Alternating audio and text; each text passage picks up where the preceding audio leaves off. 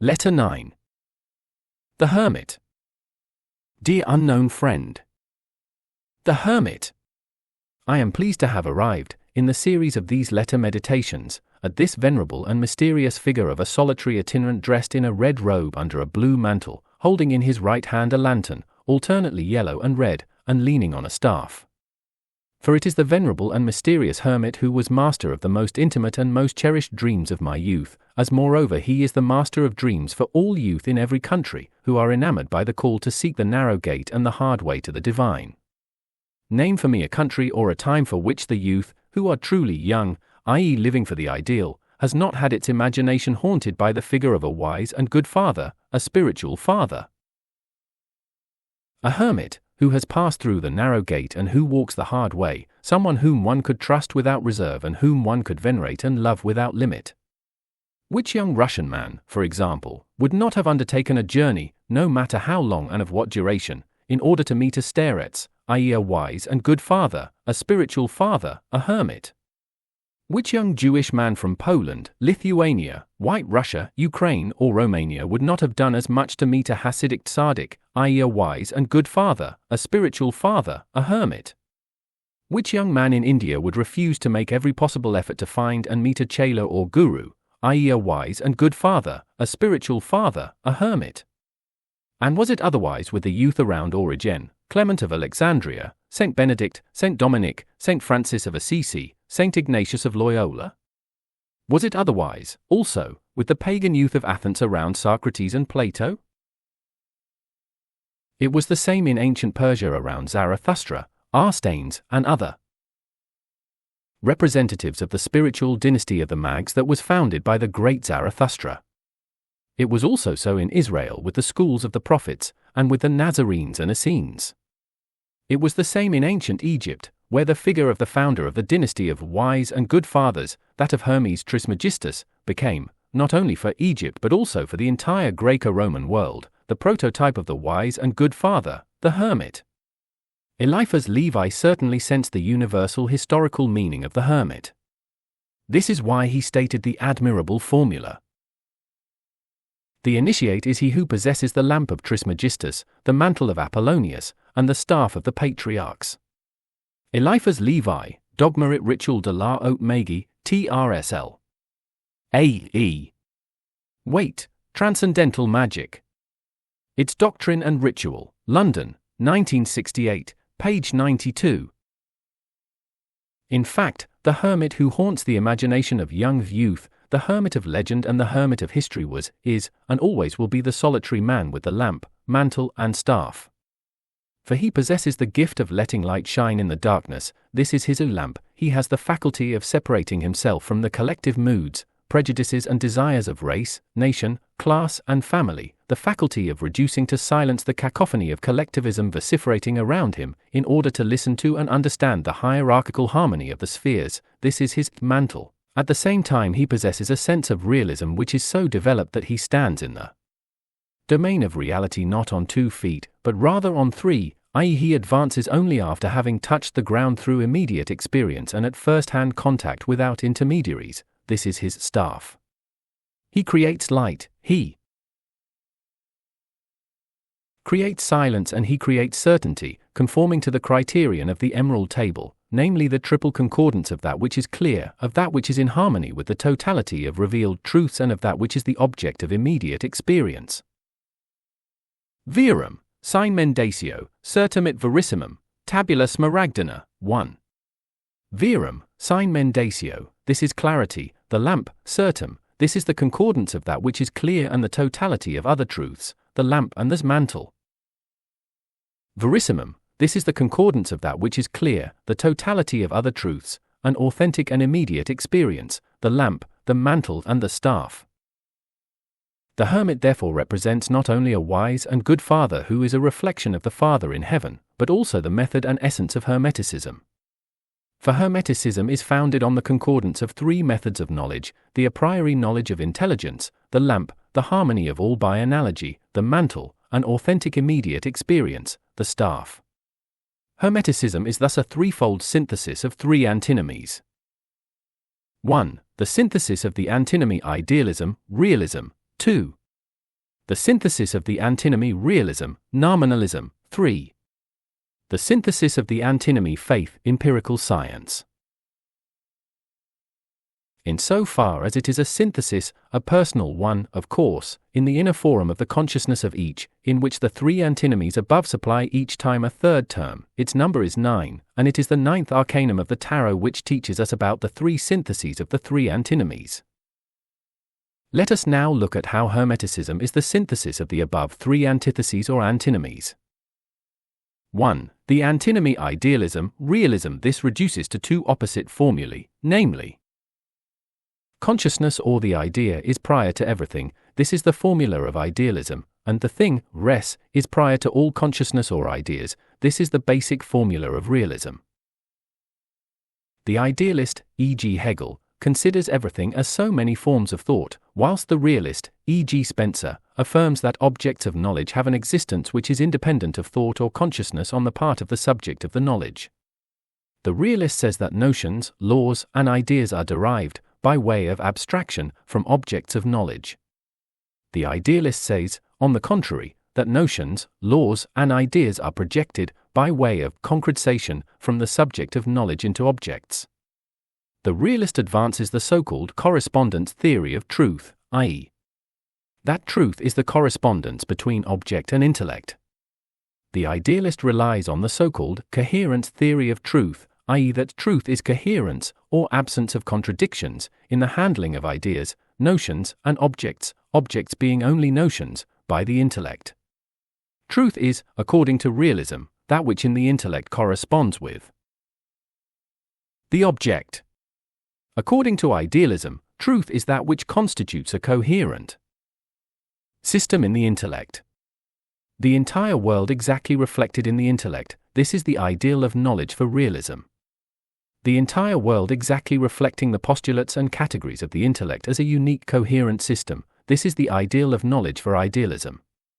It is the world which bears the word and it is the human intellect which listens, says realism. It is the intellect which bears the word and it is the world which is its reflection, says idealism. Nihil in intellectu quod non prius furit in sensu, nothing is in the intellect which has not had prior existence in the sense world, is the millennial-old formula of realism. Nihil in sensu quod non prius furit in intellectu, nothing is in the sense world which has not had prior existence in the intellect, is the counter-formula of idealism. Which is right? Realism with its idol, i.e. the thing, res, prior to thought, and its Mazdean dualism, i.e. darkness, the thing, and light. Thought, which latter proceeds from or is born from the former. Or idealism. With its idol of the human intellect which it sets on the throne of God, and its pan-intellectual monism where there is room neither for the gift of perfect night, i.e. the superhuman wisdom mentioned in the sacred book of Hermes Trismegistus entitled Kore Cosmo, nor for the shadows of evil, ugliness and illusion that we experience every day. No, let us not prostrate ourselves either before the world or before the intellect, but let us prostrate ourselves in adoration of the common source of both the world and the intellect, God, God whose word is at one and the same time the true light that enlightens every man coming into the world, John I, 9, and the creator of the world. All things were made through him, and nothing that was made without him, John I, 3. The thing, the world, it is the word which is its source. The intellect, the light of thought, it is again the word which is its source. This is why Christian Hermeticism of the present as well as the pagan Hermeticism of the past is neither merely realistic nor simply idealistic. It is logoistic, of the logos, being founded neither on the thing nor on the human intellect, but rather on the logos, the word of God, whose objective manifestation is the world of prototypes underlying the phenomenal world, and whose subjective manifestation is the light or prototype of human intelligence. The light shines in the darkness, and the darkness receives it not, John I, 5, which means to say that there is darkness both in the world and within consciousness which has not received, i.e. is not penetrated by the light, and that consequently evil, ugliness and illusion certainly exist in the world and in consciousness. But the darkness of the world that is not penetrated by the word is not the source of consciousness, and the human intellect that is not illumined by the word is not the principle of the world. In the phenomenal world there are objective illusions, i.e. things which are not real, which have not been made by the Word, but which have arisen for an ephemeral existence from the substrata of darkness. In the domain of subjective consciousness there are illusions, i.e. notions, ideas, and ideals which are not real, which have not been engendered by the light of the Word, but which have arisen for an ephemeral existence from the depths of darkness in the subconscious. Now, the correspondence between an illusory object and a notion of it in the intellect would not be truth, but rather a double illusion. Realism should be aware of this when it advances its so-called correspondence theory of truth. And the inner coherence of an intellectual system based on illusions would not be a criterion of its truth, but rather an indication of an obsession that is so much the deeper the more the coherence is complete. Idealism should be aware of this when it advances its so-called coherence theory of truth. Objects are only real, in the sense of realism, when they are real in the Word. And intellectual constructions are only true, in the sense of idealism, when they are true in the Word. The human intellect, as such, is not the producer of truth after the fashion of a spider producing its web. A fact of the outer or inner world, in so far as it is a fact, need not instate truth when it can just as well point to an illusion or the history of an illusion, be it in nature, e.g. antediluvian monsters, or be it human, e.g. many idols of the past or present. Now, the world of our experience is the phenomenal manifestation of both the world created by the Word and the evolutionary world of the serpent. The intellect of our experience, also, is the manifestation both of the light of the Word and of the ruse, to take the biblical term for the method where darkness imitates light without receiving it, of the serpent. This is why it is still necessary to distinguish, before one professes to realism, between the world and the world. Similarly, before one embraces idealism, one has to distinguish between cosmic intelligence and the human intellect. But once this distinction is made, one can without hesitation embrace idealism and realism at one and the same time, which would be the idealism, realism, or the logoism of ancient and contemporary Hermeticism. Then the method of correspondence becomes the staff in the hand of the hermit, and the method of coherence becomes the mantle which covers him. This is thanks to the light of the hermit's lamp, which is the holy instrument where the light of the Word is united with the oil of human intellectual endeavor. 2. The antinomy realism, nominalism. In this antinomy the term realism has nothing in common with the realism of the antinomy realism, idealism.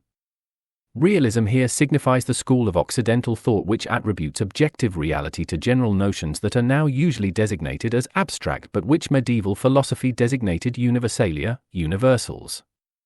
The current of Occidental thought which denies the objective reality of universals and which admits reality only in particulars is that of nominalism.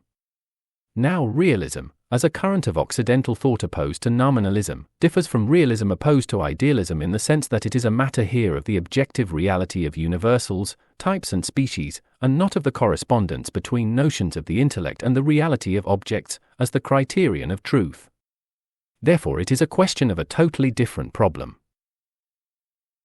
Realists, in that which concerns the problem of the reality of universals, are in fact extreme idealists in that which concerns the problem of the priority of the intellect or the object.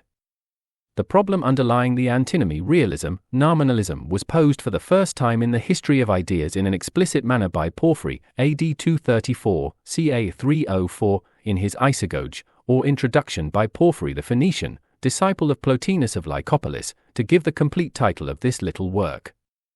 The problem is posed from the beginning, with all desirable clarity, as follows. I shall put aside the investigation of certain profound questions concerning genera and species, i.e. universals, since such an undertaking requires more detailed examination. 1. Whether genera or species exist in themselves or reside in mere concepts alone. 2. Whether, if they exist, they are corporeal or incorporeal. And 3. Whether they exist apart or in sense objects and independent on them. Porphyry, Isagoge I, 9-14, TRSL. E.W. or Warren, Medieval Sources in Translation, Volume 16, Toronto, 1975, pp. 27-28. In fact, from Boethius to the Renaissance, and even to our own time, there has been given to this problem the more detailed examination which Porphyry believed that it merited.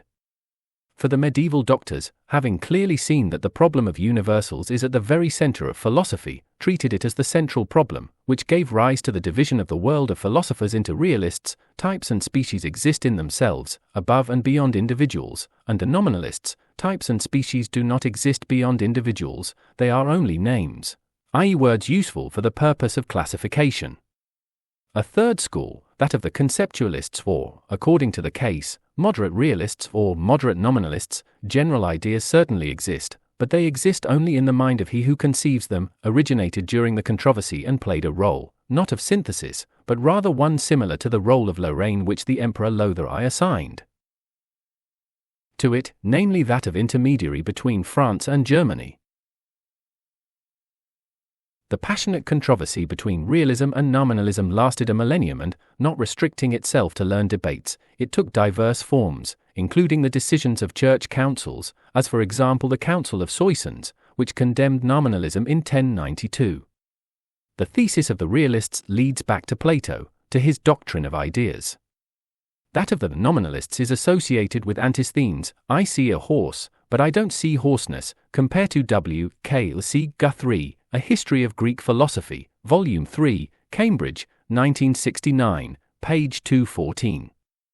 Now, the essence of the problem is whether hoarseness is anterior to the individual horses, universale anti-rem, whether it is immanent in the individual horses, universale in re, or whether it is, lastly, posterior to the individual horses and is only derived from them by way of abstraction, universale post-rem. According to Plato, hoarseness exists as an idea before the horses. According to Aristotle, hoarseness exists only in the horses as the principle of their form. According to the conceptualists, e.g. Kant, hoarseness is a concept formed by the mind by way of summarizing the common features of all horses, abstracting from the particular characteristics, universale post-rem. The problem whether hoarseness is anterior to the real horses, whether it is the formative principle in them or, rather, whether it is only a notion of the mind derived from the experience of the senses is, truth to tell, not passionate when it is a matter only of hoarseness. Nevertheless, it becomes so when it is a question of mankind or the world. For then it becomes a problem of creation, which differs from Genesis. In creation the idea or plan of the world is anterior to the act of its realization, whilst in Genesis or evolution there is not an idea or plan anterior to the fact, but rather a force immanent in substances and individual beings, which pushes them to seek through trial and error a way of progressing. With respect to humanity, it becomes a problem of the prototype man or celestial Adam, i.e. a problem of the creation of man or his evolutionary genesis. Let us now examine more closely the fundamental theses of realism and nominalism. The general is anterior to the particular, is the formula at the basis of realism. The particular is anterior to the general, is the counter-formula of nominalism. These two contrary theses imply that for realism the general is more real and of higher objective value than the particular, and that for nominalism the particular is more real and of higher objective value than the general. In other words, for realism humanity is more real and is of higher value than the individual man. In contrast, for nominalism it is the individual man who is more real and has a higher value than humanity. For realism, there would be no human beings if there were no humanity. For nominalism, on the contrary, there would be no humanity if there were no human beings. Human beings compose humanity, says the nominalist. Humanity engenders, from its invisible but real womb, individual human beings, says the realist. Who is right?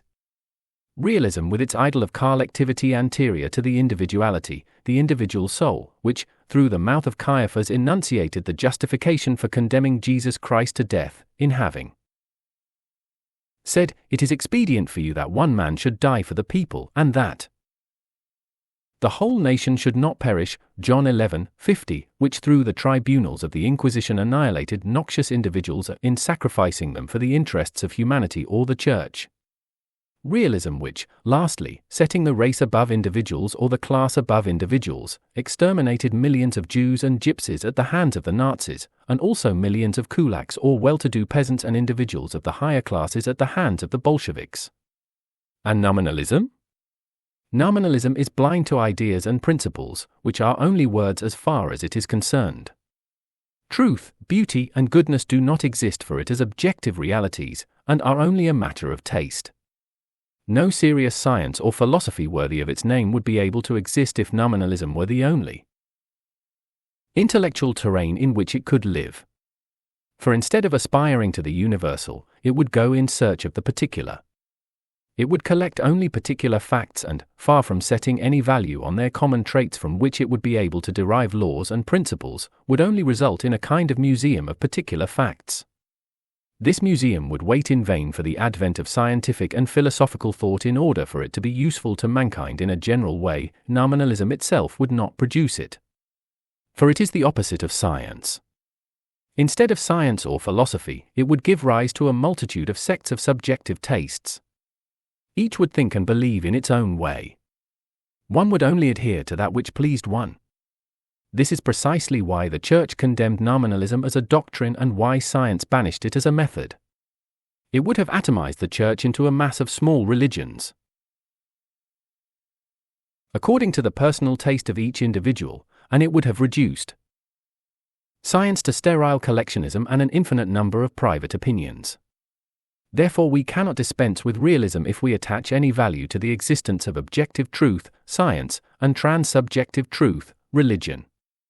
Objective and transsubjective truth must therefore be admitted if one aspires to a union of mankind in the universal objective truth of science and transsubjective truth of religion. But can we do without nominalism? No, for nominalism is a vision of the world consisting of individual, unique, and irreplaceable beings. It is a vision of the world as a great community of entities, instead of a world of laws, principles, and ideas. It is the vision of a world where Father, Son, and Holy Spirit, true and living persons, united by the eternal bonds of paternity, filiality, and fraternity, reign, surrounded by seraphim, cherubim, thrones, dominions, virtues, powers, principalities, archangels, angels, human beings, and beings of nature. Visible and invisible. How can one say, with all sincerity of the heart, in prayer addressed to the Father in heaven, hallowed be thy name, without believing that it is the unique and holy name of a living being, unique and holy, and not a designation for the supreme idea or the first cause or the absolute principle? Can one love an invisible world of impersonal first causes, a world populated by laws and principles? If general intellectual knowledge of the world as such, i.e. science, and as the work of God, i.e. philosophy, is not possible without idealistic realism, intuitive individual knowledge, through love of particular beings, i.e. mysticism, gnosis, and magic, is no more so without realistic nominalism. Now, one can neither embrace idealistic realism or realistic nominalism without reserve, nor dispense with one or the other. For love, which demands realistic nominalism, as well as the intellect, which demands idealistic realism, are structural faculties of human nature. Human nature itself is realist, in so far as thought is concerned, and it is nominalist, in so far as social communion or love is concerned. The problem of universals was resolved in the spiritual history of mankind by the fact of the Incarnation, where the fundamental universal of the world, the Logos, became Jesus Christ, who is the fundamental particular of the world. Here, the universal of universals, the very principle of intelligibility, the Logos, became the particular of particulars, the very prototype of the personality, Jesus Christ. It is above all the Gospel according to St. John which portrays in an explicit and clear way the fact of the union of the principle of universal knowledge with the being of individual love, from heart to heart. This Gospel describes the work of divine alchemy, where water is united with fire, where water became living water, and tongues of fire became the Pentecostal tongues understandable to everyone individually.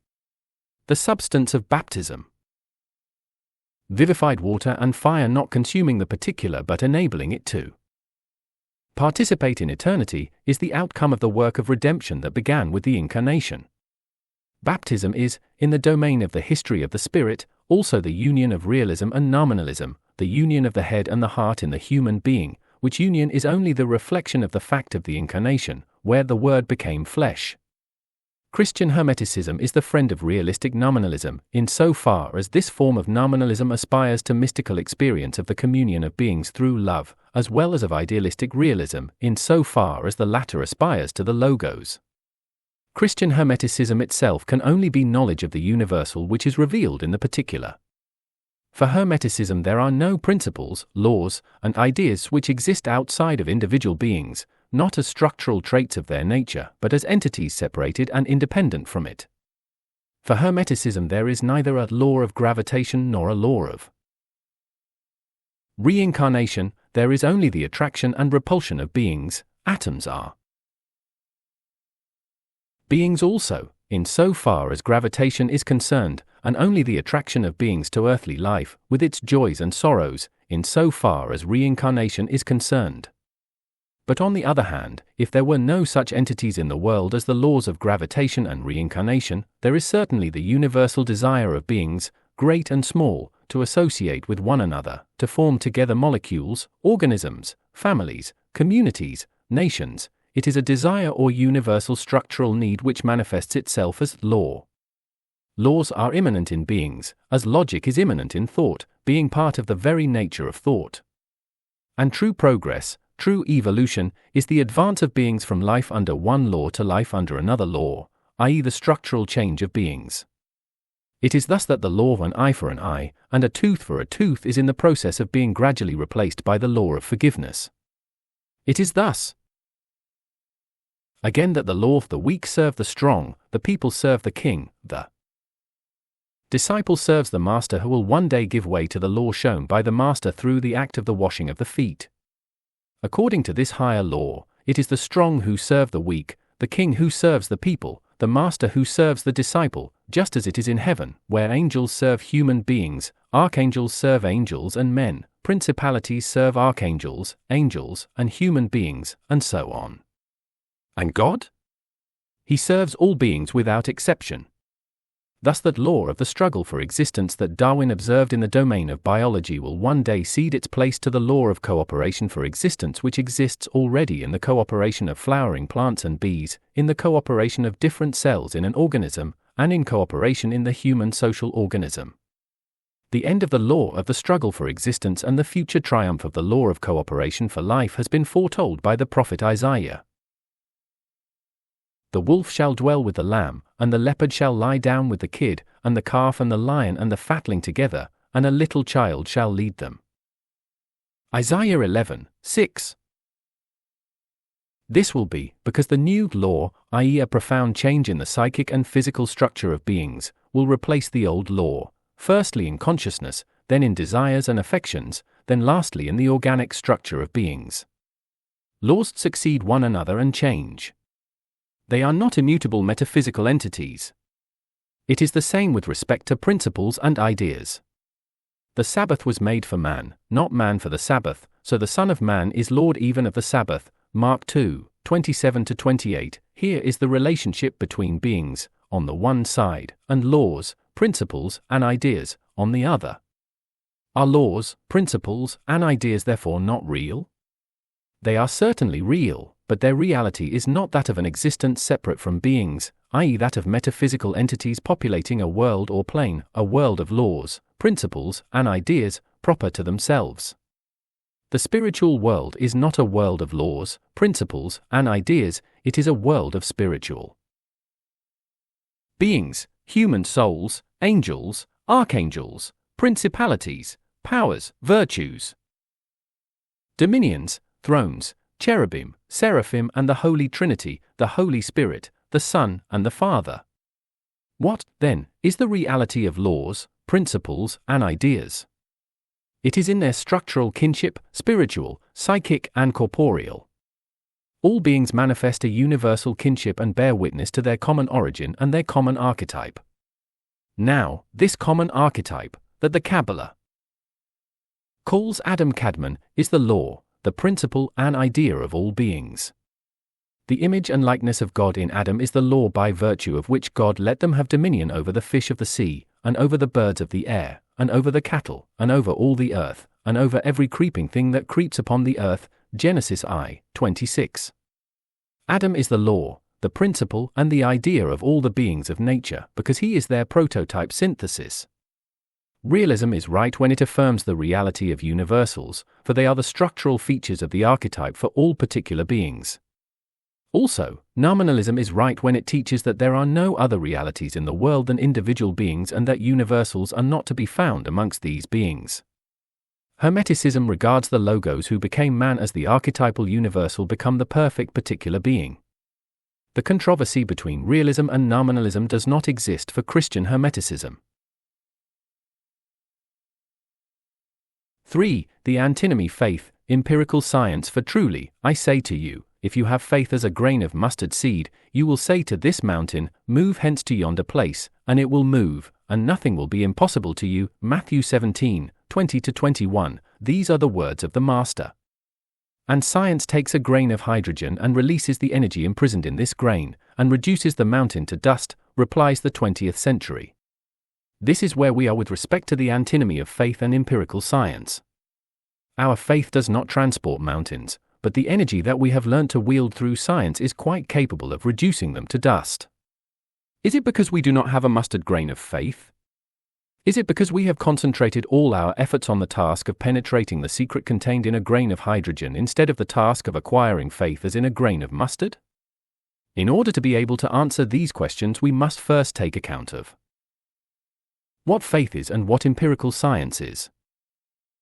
Faith which can, when it is as a grain of mustard seed, transport mountains. Is this faith identical with faith belief, with the feeling of certainty with regard to a doctrine? Is it identical with faith confidence, with the absence of doubt with respect to the sureness of the authority of a witness or testimony? Is it, lastly, identical with faith hope, with optimism as opposed to pessimism? Briefly, is it sufficient that we have no doubt at all in order to realize and nothing will be impossible to you? Many mad people certainly display a complete absence of doubt with regard to their illusions or fixed ideas. They would therefore be able to do miracles if faith was nothing other than intensity of belief, confidence and hope due to the absence of doubt. Because mad people certainly have this intensity. However, the intensity of belief, confidence and hope alone is not the faith that the gospel has in view. There it is evidently a question not only of the intensity of certainty, but rather the intensity of the certainty of the truth. If this were not so, mad people would be thaumaturgists and madness would be the ideal. A force which can move a mountain must be equal to that which piled it up. Therefore, the faith which can move mountains can neither be an intellectual opinion nor a personal feeling, no matter how intense. It must be the product of the union of the thinking, feeling and desiring human being with cosmic being, with God. The faith which moves mountains is therefore complete union, even if only for an instant, of man and God. This is why illusion can in no way engender faith, and this is also why miracles due to faith are testimonies of the truth, and not only of sincerity, of belief, confidence and hope of the person through whom they are operated. Miracles are fruits of the union of the whole, concentrated human being with cosmic truth, beauty and goodness, with God. They are operations of divine human magic which is, and always will be, based on the spiritual constellation God-man, or, in other words, they always operate in the name of Jesus Christ, conforming to the formula. My Father is working still, and I am working, John v. 17. Pater mens usque modo operatur, et ego opera. The faith for which a nothing is impossible is the state of soul where God works, and the soul also works. It is the state of soul concentrated on the truth to which God adds the intensity of certainty and the power which renders miracles possible. It is magic due to the union of two mags, God and man. It is therefore neither logical certainty, nor the certainty of authority, nor the acceptance of a testimony worthy of faith. It is the union of the soul with God, attained through effort of thought, through confidence in that which is worthy of confidence, through accepting testimonies worthy of faith, through prayer, meditation, contemplation, through practicing moral endeavor, and through many other ways and endeavors which help the soul to open to the divine breath. Faith is divine breath in the soul, just as hope is divine light and love is divine fire in the soul. Empirical science. Heat, steam, magnetism, electricity, nuclear energy, such are the powerful forces harnessed by man thanks to the prodigious work of empirical science. It is thanks to science that we are able to converse with our friends across the ocean, to see what takes place thousands of miles away, to visit a sick friend in another country within an hour, to call to our aid when we are in distress at sea, in the mountains or in the desert, life-saving expeditions, planes, boats, ambulances. It is again thanks to science that we are able to hear the voice of someone who has been dead for years, that we are able to walk despite having lost a leg, that we are able to see far although being myopic, that we are able to hear whilst being almost deaf, and that we have the capacity for many other things, all of which are thanks to empirical science. To what may the fabulous success which science achieves be attributed? What is the basic principle which can explain it? It is doubt in the first place. For it is thanks to doubting the experience of the senses that science has been able to establish that it is not the sun which moves across the sky but rather the earth which moves around it. It is thanks to doubting all-powerful fate that remedies and methods of treatment for healing formerly incurable illnesses were sought for and found. It is again thanks to doubting past traditions that empirical science discovered biological evolution, hormones, enzymes, vitamins, the structure of the atom, and subconscious consciousness. For doubt is at the very root of every question, and questions are the basis of every quest and all research. Doubt is therefore the father of the scientific method. It is this which is the primus motor, the principle which once set in motion the whole prodigious machine consisting of laboratories, observatories, libraries, museums, collections, universities, scientific academies, and associations. Doubt set it all in motion. But is the fruitfulness of the motion to be attributed to doubt alone? Does doubt alone suffice for discoveries? Is it not necessary to believe in the possibility of such discoveries before one sets out on the route which leads to them? Evidently this is necessary. The father of empirical science is doubt and its mother is faith. It owes its fruitfulness to faith, just as it owes its motivating force to doubt. Just as there is scientific doubt underlying empirical science as a method, so there is a scientific faith which underlies science as the principle of its fruitfulness. Newton doubted the traditional theory of gravity, but he believed in the unity of the world, and therefore in cosmic analogy. This is why he could arrive at the cosmic law of gravitation in consequence of the fact of an apple falling from a tree. Doubt set his thought in motion, faith rendered it fruitful. What, therefore, are the dogmas of scientific faith? The following is the Scientific Creed. I believe in a single substance, the mother of all forces, which engenders bodies and the consciousness of everything, visible and invisible. I believe in a single Lord, the human mind, the unique son of the substance of the world, born from the substance of the world after centuries of evolution, the encapsulated reflection of the great world, the epiphenomenal light of primordial darkness, the real reflection of the real world, evolved through trial and error, not engendered or created, consubstantial with the mother substance, and through whom the whole world can be reflected. It is he who, for we human beings, and for our use, has ascended from the shadows of the mother substance. He has taken on flesh from matter through the work of evolution, and he has become the human brain. Although he is destroyed with each generation that passes, he is formed anew in each generation following, according to heredity. He is summoned to ascend to comprehensive knowledge of the whole world and to be seated at the right of the mother substance, which will serve him in his mission as judge and legislator, and his reign will never end. I believe in evolution, which directs all, which gives life to the inorganic and consciousness to the organic, which proceeds from the mother substance and fashions the thinking mind. With the mother substance and the human mind, evolution receives equal authority and importance. It has spoken through universal progress. I believe in one diligent, universal, civilizing science. I acknowledge a single discipline for the elimination of errors, and I await the future fruits of collective efforts of the past for the life of civilization to come. So be it. These are the 12 articles of scientific faith, which is based not only on scientific effort throughout the centuries but also on the martyrdom undergone by numerous human beings in the name of science. Compare this creed with the traditional Christian creed, article by article, and the whole significance of the antinomy faith, empirical science will be evident. The synthesis. The unique substance at the basis of the multiplicity of phenomena, the human mind capable of reducing this multiplicity to a unity, the evolution to which the human mind owes its existence, and the collaboration with which it promises to the human mind its future development until it becomes master of evolution, the collective and organized effort, according to the method of doubt and empirical verification continued from century to century. These are the four principal dogmas of scientific faith. Substance, the human mind, evolution, and the scientific method constitute the four letters of the tetragrammaton of the ineffable name of science.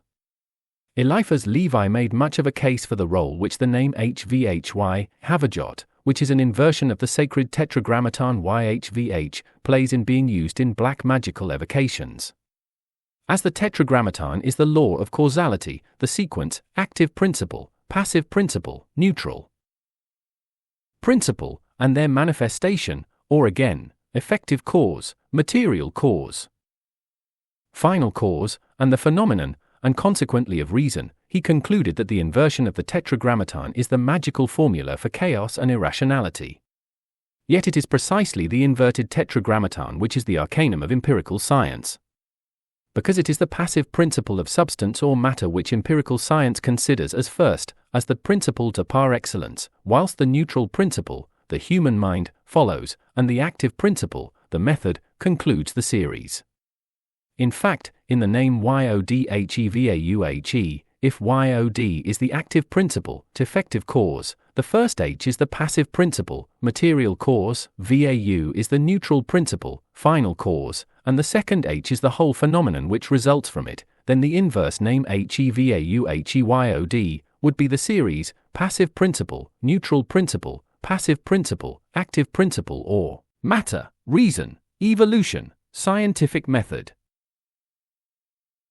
The series HVHY means to say that nothing precedes matter, that nothing moves it, that it moves from itself, that mind is the child of matter, that evolution is matter which engenders mind, and that, lastly, mind, once born, is the activity of matter in evolution, which becomes conscious of itself and takes evolution in its hands. The inverted tetragrammaton is without doubt the formula synthesis of empirical science. Is it that of chaos and irrationality? No. It is the mirroring of the formula spirit-matter-evolution-individuality of the sacred name YHVH. It is not the formula of irrationality, no more than it is that of intelligence. It is the formula of cunning, ruse, i.e. of reflected intelligence. It is not a logoical formula, a formula of the logos, but rather it is that of the serpent of Genesis, who was the most cunning of all living creatures, Genesis 3:1, and whose aspiration is the expansion of consciousness in the horizontal, the fields. The ultimate aim of the logic of cunning, that of the serpent, is not to become God but to become like God.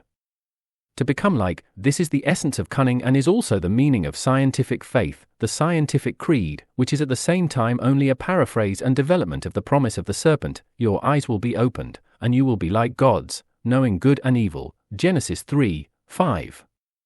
To open your eyes, to be like gods, knowing good and evil, this is the great arcanum of empirical science.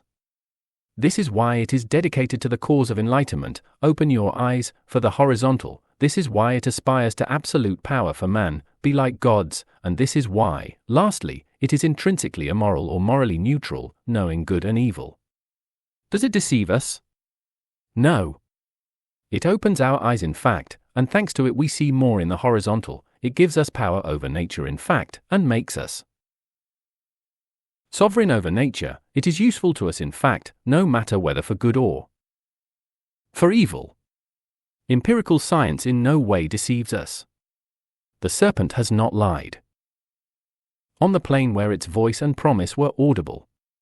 On the plane of horizontal expansion, the fields of Genesis, the serpent certainly keeps its promise, but at what price with regard to other planes, and with regard to the vertical? What is the price of scientific enlightenment, this opening of the eyes in the horizontal, i.e. for the quantitative aspect of the world?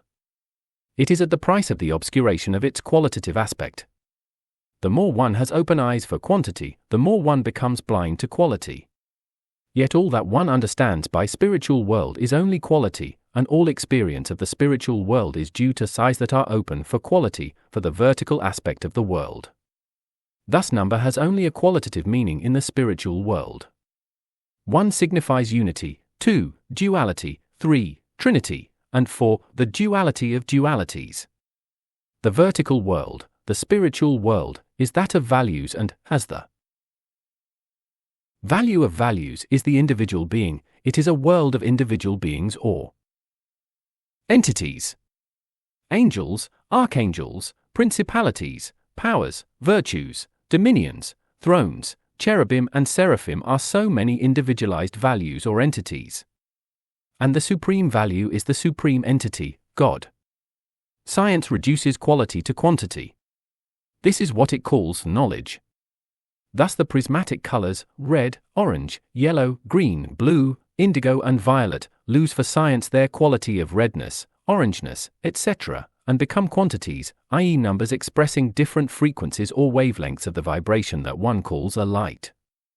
Light, also, is reduced to quantity. It is only a formula expressing quantitative factors of the vibration of something deprived of all quality.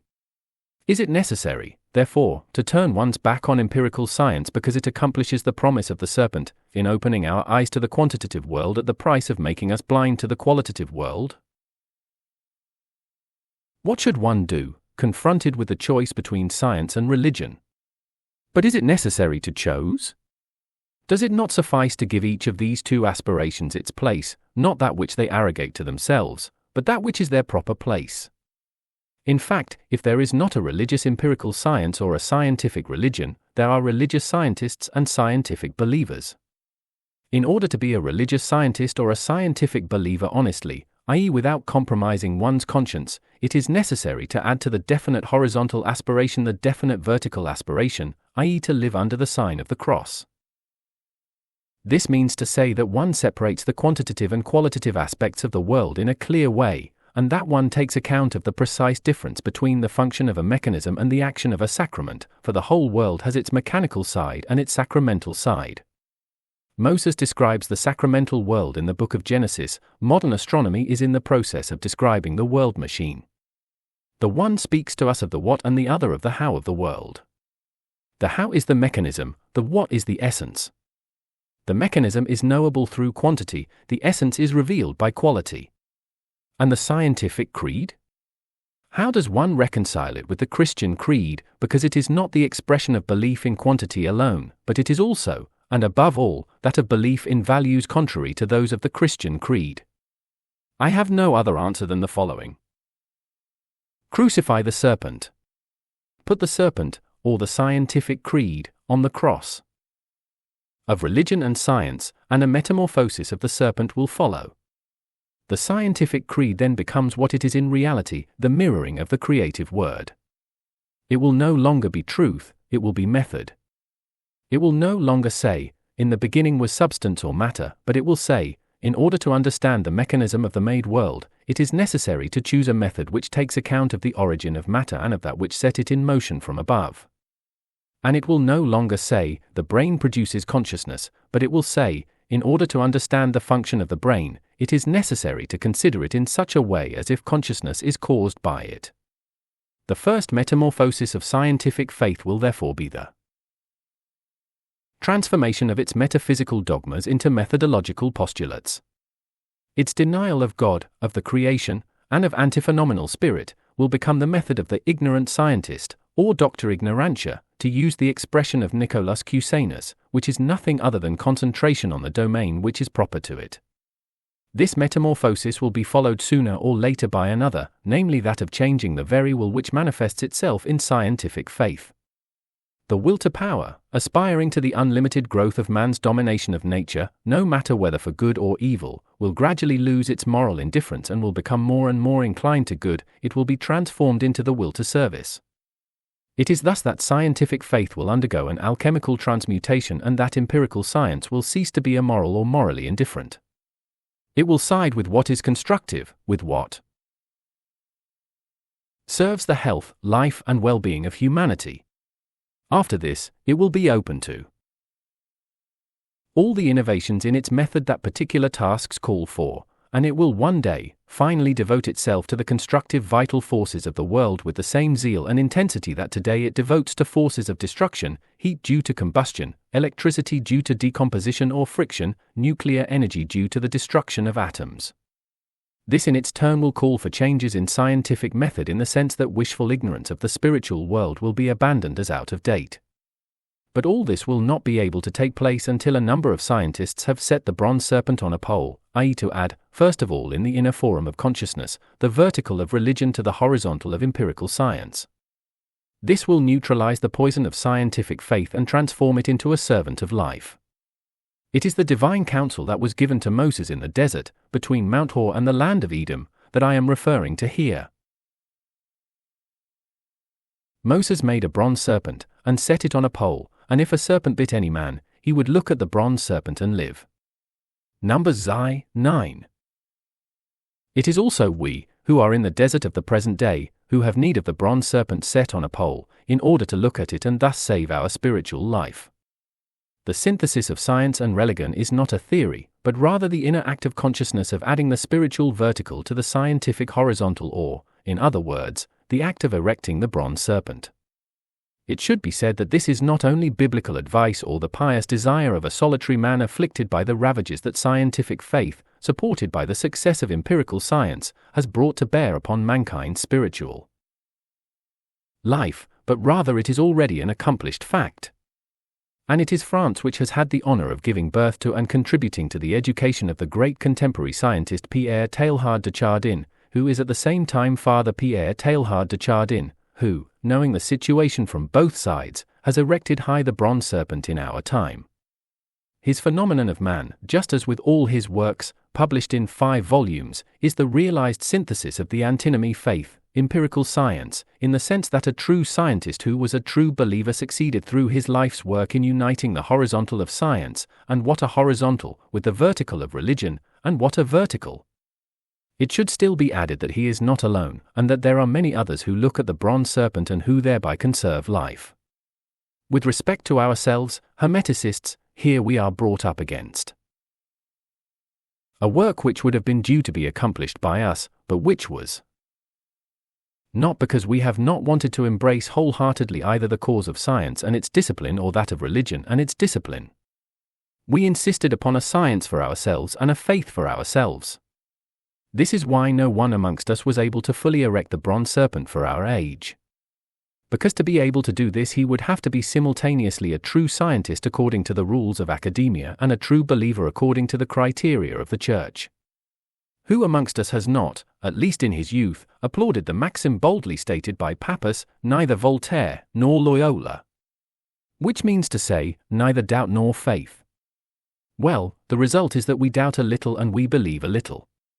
We do not have enough critical spirit where we ought to have it, and yet we have enough to render our faith lame when it is a matter of accepting without reserve the spiritual values offered for our appraisal.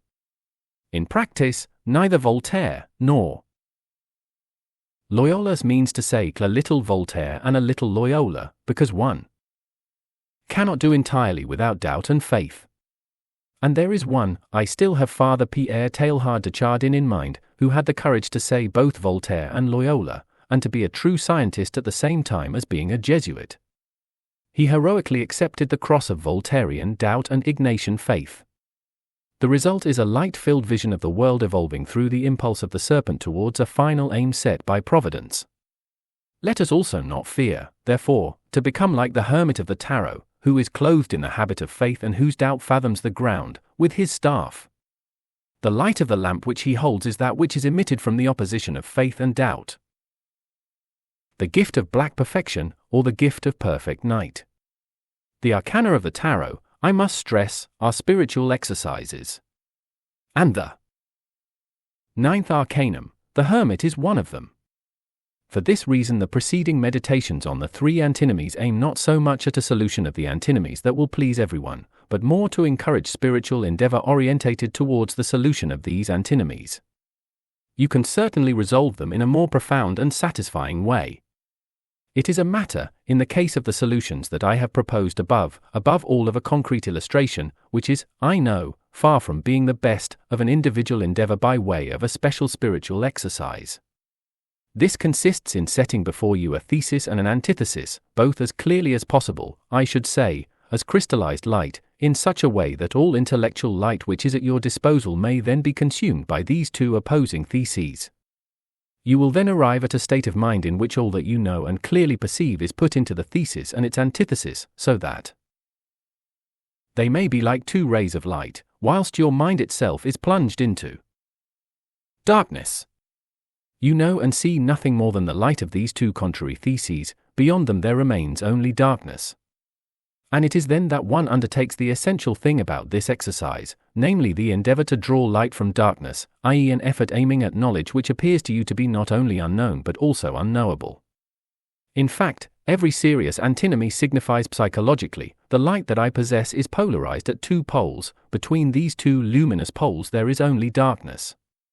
Now, it is from this darkness that the solution to the antinomy, the synthesis, must be drawn. It is necessary to create light from darkness. One could say that it is a matter of an act analogous to the fiat lux, let there be light, Genesis I:3, of the first day of creation. Experience teaches us that there are two kinds of darkness in the domain of consciousness. One is that of ignorance, passivity and laziness, which is infralight darkness. The other, in contrast, is the darkness of higher knowledge, intense activity and endeavor still to be made. This is ultra-light. It is a question of this latter darkness in instances where it is a matter of resolving an antinomy or finding a synthesis. Modern Hermetic literature of the 19th and 20th centuries takes account of the neutralization of binaries, i.e. the method where one finds the third term, or neutral term, for the two terms, binary, corresponding to the active and passive principles. Thus you will find in Papus Traité élémentaire de science occulte, Paris, 1888, page 121, the following examples of this neutralization.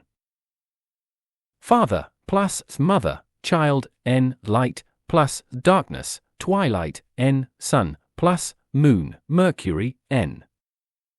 The method of the neutralization of binaries, the term was in use in Russia, I am not sure if it is used in France, is generally considered by Hermetic and occultist authors as the traditional method of Hermeticism.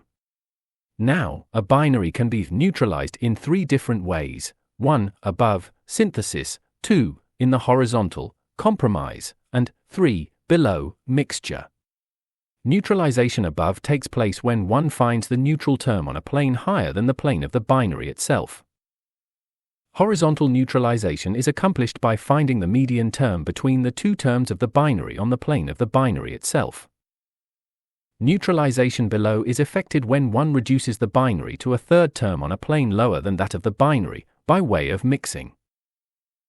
In order to illustrate the three ways of neutralization of binaries, the colored body of the German scientist Wilhelm Ostwald, compared to Die Farbenfibel, Leipzig, 1916, will serve us as an example. Ostwald's colored body is formed by two cones. This body therefore has a north pole, a south pole and an equator. The north pole is the white point which is the synthesis of all colors. It is this white light which is more and more differentiated as it progressively descends towards the equator. There the colors attain their maximum differentiation and individual intensity. Thus, for example, red is only present in potentiality at the point of the north pole, then it becomes pinkish as it comes a degree lower, then rose, then reddish, before becoming bright red when it reaches the equator. The equator therefore consists of 7 colors, the 7 colors of the visible spectrum, at their maximum intensity. These same colors, in continuing their descent from the equator towards the south pole, gradually lose their chromatic light and become darker. When they reach the south pole, they lose all distinction and become equally black. The south pole is therefore the black point of the colored body, just as the north pole is the white point. The white point is the synthesis of all the colors, it is there a neutralization above, in the light. That equator is the region of maximum distinction between the colors. It is there that the transition from one color to another can be established. It is the region where horizontal neutralization can be effected. The black point, lastly, is that of the confusion of all colors, where they are lost in darkness. It is the region of neutralization below. Ostwald's colored body, invented by its maker towards useful ends in the colored fabrics and textile industry, allows the latitude and longitude of every nuance and degree of intensity of each color to be shown precisely, and can therefore be useful, certainly without the knowledge of its inventor. For Hermetic meditations as an important basis for a chain of analogies. We are able by analogy, therefore, to conceive of the white point or north pole of the colored body as that of wisdom, the equator as that of the family of particular sciences of human knowledge, and the black point or south pole as that of ignorance. Now, wisdom is the synthesis above of all the particular sciences of human knowledge. It contains them simultaneously, undifferentiated within itself, as white light contains the 7 prismatic colors. The neutralization or synthesis of the binary yellow, blue, for example, can therefore be effected by rising towards the white point of wisdom. Another method of finding a third term for the binary yellow, blue is that of finding the point of transition from yellow to blue on the scale on the equator of prismatic colors, which is exactly at the middle of the distance separating the most yellow point from the most blue point. This would be the green point. Lastly, there is the third method of neutralization, that in the direction beneath the equator. This is the direction towards the black point, where the particular colors disappear into darkness. The neutralization of the binary yellow-blue is therefore effected, according to this method, when a point on the scale of the reversed cone of the colored body is found, where yellow and blue cease to be discernible in the dark brown which they become. If we now take instead of the binary yellow-blue that of mathematics, descriptive science or mathematics, phenomenalism, and apply the 3 methods of neutralization here, we obtain a formula of transcendental synthesis, another that is a compromise or equilibrium, and a third that is indifferent, as follows.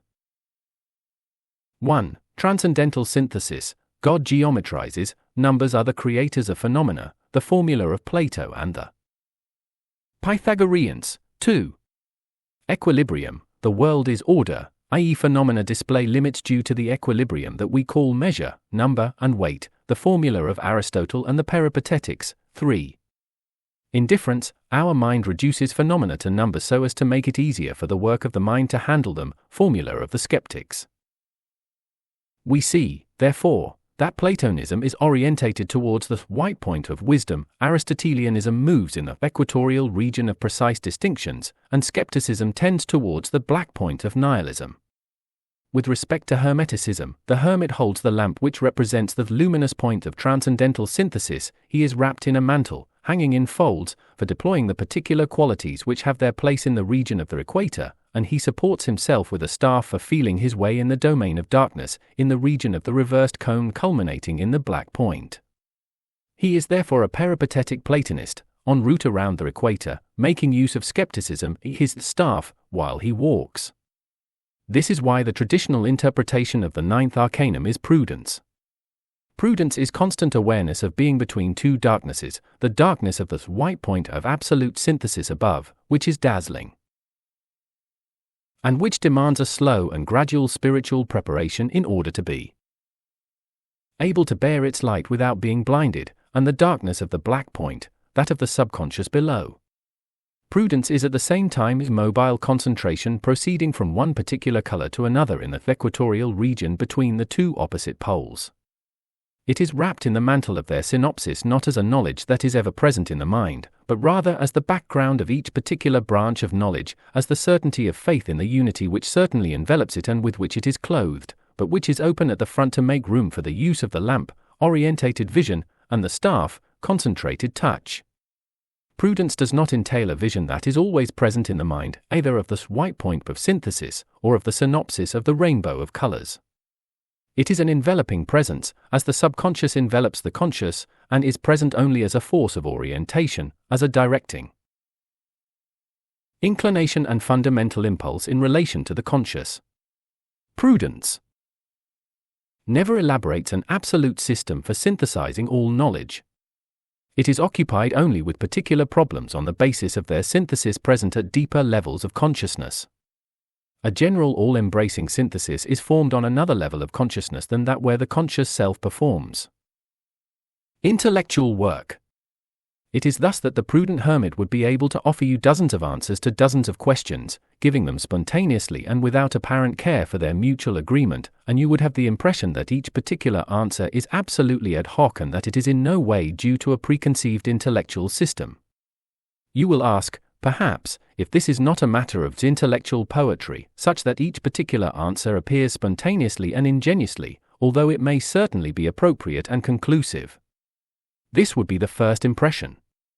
However, after thought and reflection, you would find that all these spontaneous and well-intentioned ad hoc answers disclose a whole, an organism of synthesis behind them, and that they are in essence prodigiously married, and in essence constitute only a single articulated word.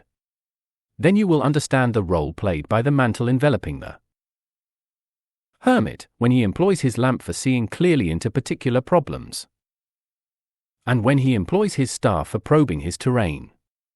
The mantle is the presence at a deeper level of consciousness of the whole truth, and it is this which envelops and inspires all intellectual work relating to particular problems that is carried out by the conscious self with its lamp and staff.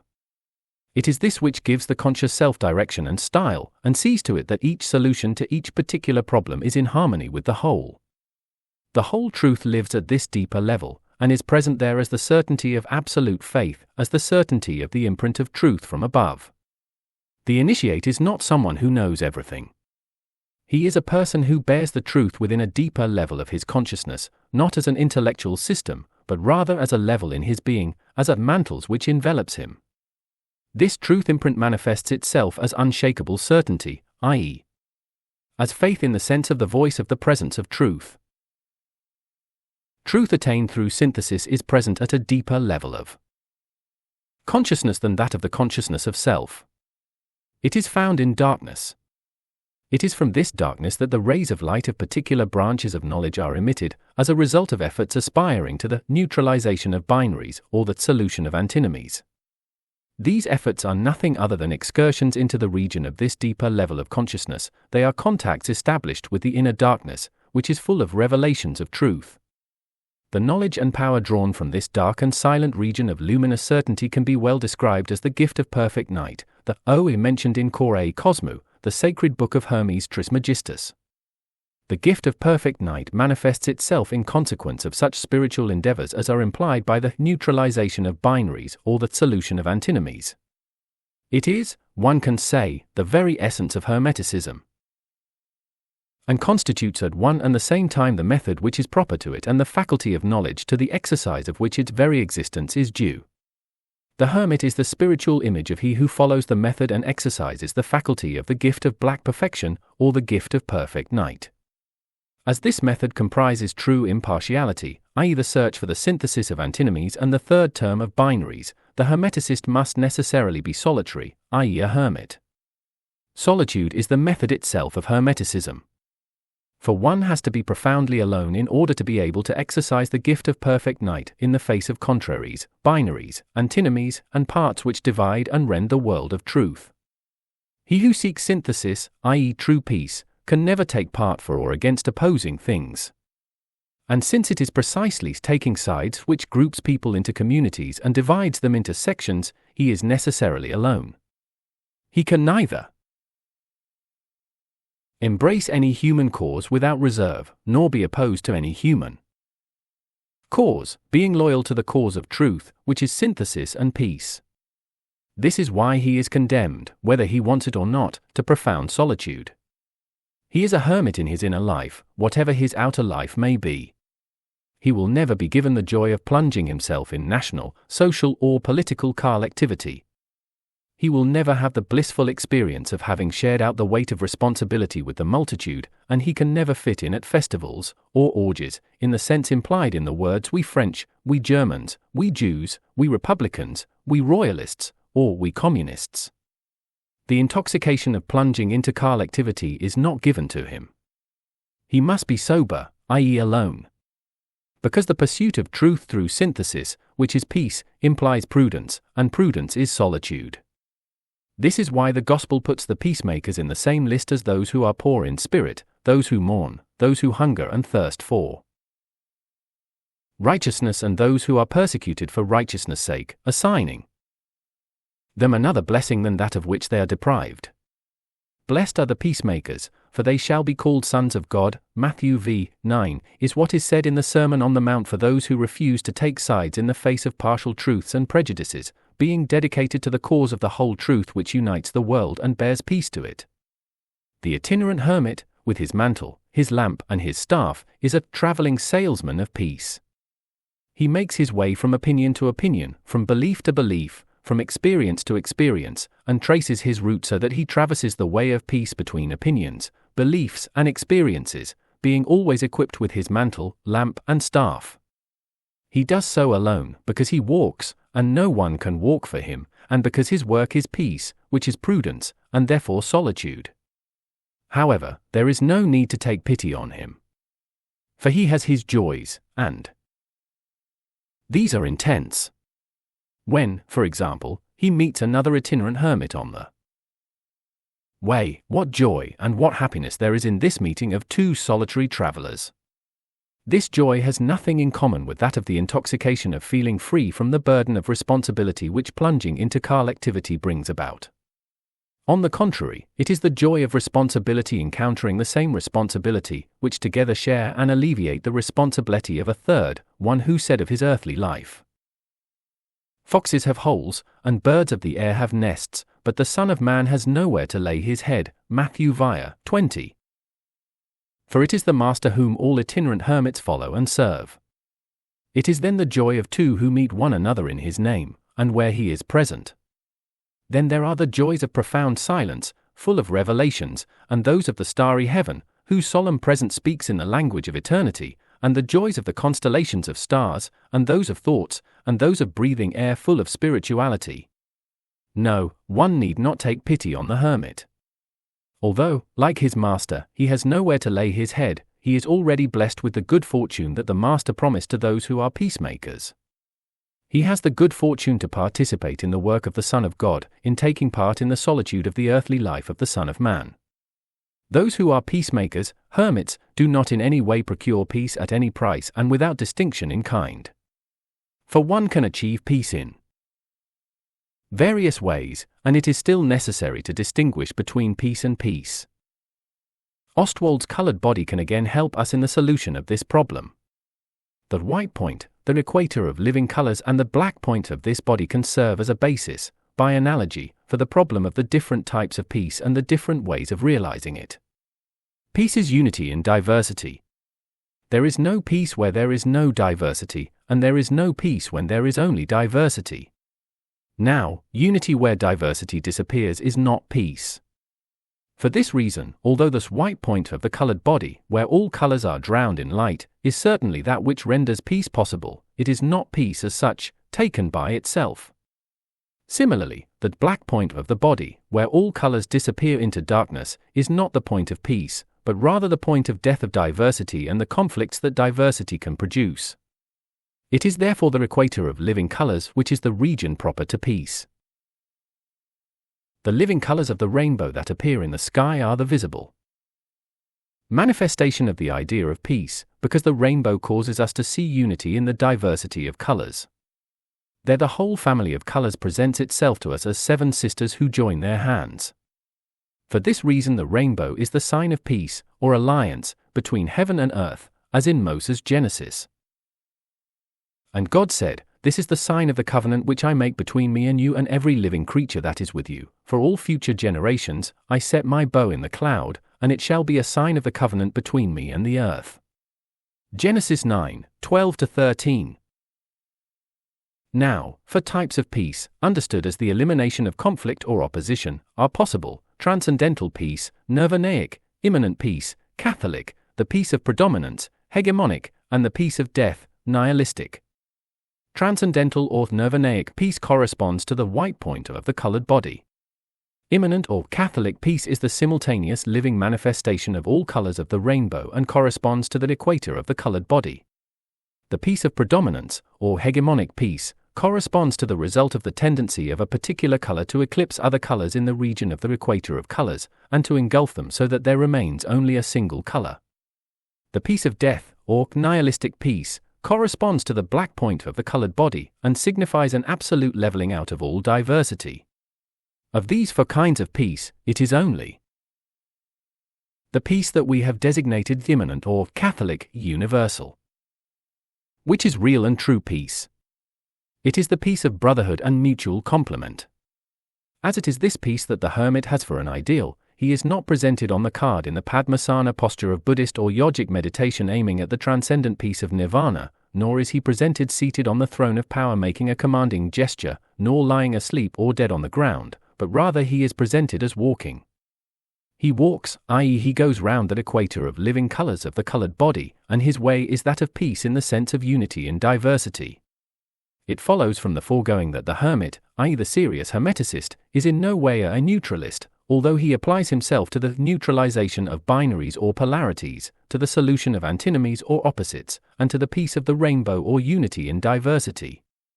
He knows how to say no to the tendencies aiming at false peace, those of transcendental indifference, subjugation, and nihilism, just as he knows how to say yes to everything which aims at the true peace of unity in diversity. He knows how to say yes and no, these two magical words of the will, by means of which the will is strong, and without which it goes to sleep. Yes and no, this is the very life of the will, its supreme and unique law. The will does not know of a third term between, beyond, above, or below yes and no. Amen and anathema are not only the solemn formulae of liturgy summarizing ultimate affirmation and negation, but also those of the will, which lives and keeps awake. The will as such is never impartial, neutral, or indifferent. Now we have arrived at a further antinomy, a practical antinomy, wisdom, will, or universal synthesis, particular action, or, also, knowledge, will. One must know, i.e. see unity in diversity, and one must will, i.e. cut through contemplated unity, with a sharp sword that cuts both ways, the yes and the no of the will. To become contemplative is to turn to inactivity. To become active is, in the last analysis, to turn to ignorance. One can certainly choose to live a contemplative kind of life, but at what price? The following analogy illustrates the price of choosing contemplation as the principal way and central preoccupation of life. A boat carries passengers and a crew consisting of a captain, officers, and sailors. It is the same with the boat as with human society, which voyages from century to century. The latter also bears crew and passengers. The members of crew are vigilant so that the boat follows its route and the passengers are healthy and safe. Now, to take the part of living a contemplative life implies the decision to become a passenger on the boat of human society and to leave the responsibility for the boat's route, and for the well-being of the other passengers as well as oneself, to the crew, the captain, and the officers and sailors. One therefore becomes a passenger on the boat of human history when one chooses a life of the contemplative kind. This is the moral price of this choice. Nevertheless, one must guard against the direct, but superficial, conclusion that all hermits and contemplatives in the various religious orders are passengers. Nothing could be further from the truth. Because amongst these contemplatives are often found not only sailors and officers of the crew but also even captains. It is because their work and aim is essentially practical, although spiritual, that this is so. Prayer, divine service, study, and a disciplined and austere life constitute a very active and effective endeavor, having in view the route and destiny of the boat of mankind's spiritual history. Truth to tell, it is the contemplatives who bear consciously and voluntarily the bulk of the responsibility for the spiritual route of the boat and for the spiritual well-being both of its crew and its passengers. Contemplative, for these orders, signifies spiritual endeavor and spiritual responsibility, whilst contemplative in the sense of choosing the pole of contemplation at the expense of the pole of will within the human being means that one prefers the enjoyment of contemplation to the effort of will and action, spiritual or outward, that the latter entails. In fact, one can meet a fair number of people who enjoy the contemplative life. They are almost never from religious orders or orders of so-called contemplatives, but above all are lay amateurs who are so on their own authority. One can meet them amongst dilettante yoga practitioners, would-be Kabbalists, make-believe Sufis, and metaphysicians in general. One can, on the other hand, decide for the pole of will within the human being and want to occupy oneself only with what relates to action and practical aim. One can certainly choose a life of action of some kind, but at what price? The price is inevitably narrow-mindedness. What is the good of occupying myself with Eskimos, with whom I have nothing to do, when I do not even know sufficient people in my street and colleagues in my office? Says one who has chosen action at the expense of knowledge. If he is a believer, he will ask, what is the good of all these vain spiritual occupations, philosophies, sciences, and social and political doctrines, if the sound precepts of the Gospels, or the Bible, the Quran, the Dhammapada, etc., are sufficient for my salvation and that of humanity? Action demands concentration, and this inevitably entails the limitation of the spirit to cross sections of life and the loss of perspective of its totality. Now, the prudence taught by the Arcanum the Hermit can also give the solution to the practical antinomy or knowledge, will. The Hermit is neither deep in meditation or study, nor is he engaged in work or action. He is walking. This means to say that he manifests a third state beyond that of contemplation and action. He represents, in relation to the binary and knowledge, will or contemplation, action, or, lastly, head, limbs, the term of synthesis, namely that of heart. For it is the heart where contemplation and action are united, where knowledge becomes will and where will becomes knowledge. The heart does not need to forget all contemplation in order to act, and does not need to suppress all action in order to contemplate. It is the heart which is simultaneously active and contemplative, untiringly and unceasingly. It walks. It walks day and night. And we listen day and night to the steps of its incessant walking. This is why, if we want to represent a man who lives the law of the heart, who is centered in the heart and is a visible expression of the heart, the wise and good father, or the hermit, we present him as walking, steadily and without haste. The hermit of the 9th card is a man of heart, a solitary man who is walking. Therefore he is a man who has realized in himself the antinomy of knowledge, will or contemplation, action. For the heart is the solution here. The heart that we have in mind here is not that of emotion and the faculty of being passionate that one generally understands by heart. It is the middle center of the 7 centers of man's psychic and vital constitution. It is the 12-petaled lotus or Anahata center of Indian esotericism. This center is the most human of all the centers or lotus flowers. For if the 8-petaled lotus or crown center is that of the revelation of wisdom, the 2-petaled lotus is that of intellectual initiative, the 16-petaled lotus, the larynx center, is that of the creative word, the 10-petaled lotus is that of science, the 6-petaled lotus is that of harmony and health, and the 4-petaled lotus is that of creative force, then the 12-petaled lotus, the heart center, is that of love. This is why it is the most human of the centers, and it is the ultimate criterion not of what a human being possesses, what he can do and what he knows, but rather of what he is. For the human being is fundamentally what his heart is. It is here that the humanity of the human being resides and is revealed. The heart is the sun of the microcosm. For this reason Christian Hermeticism, in common with Christianity in general, is heliocentric, i.e. it attributes to the heart the central place in all its practices. The great work of spiritual alchemy or ethical Hermeticism is the transmutation of the substances, metals, of the other lotuses into the substance of the heart, gold. Ethical Hermeticism, a term employed in Russia for spiritual alchemy, aims at the transformation of the whole system of lotuses into a system of 7 hearts, i.e. to transform the human being entirely into heart. In practice, this means to say the humanization of the whole human being and the transformation of the system of lotuses into a system functioning by love and for love. Thus the wisdom revealed by the 8-petaled lotus will cease to be abstract and transcendental, it will become full of warmth, as the fire of Pentecost. The intellectual initiative of the 2-petaled lotus will become compassion-filled insight into the world. The creative word of the 16-petaled lotus will become magical, it will have the faculty of illumining, consoling, and healing. The heart itself, or the 12-petaled lotus, which alone of the centers is not attached to the organism, and which can go out of it and live, by the exteriorization of its petals, which can be rayed outwards, with and in others, will become a traveler, a visitor, an anonymous companion of those who are in prison, those who are in exile, and those who bear heavy loads of responsibility. It will be an itinerant hermit, traversing ways leading from one end of the earth to the other, and also ways through spheres of the spiritual world, from purgatory to the very feet of the Father. Because no distance is insurmountable for love and no door can prevent it from entering, according to the promise which says, "And the gates of hell shall not prevail against it," Matthew 16:18. It is the heart which is the marvelous organ called to serve love in its works.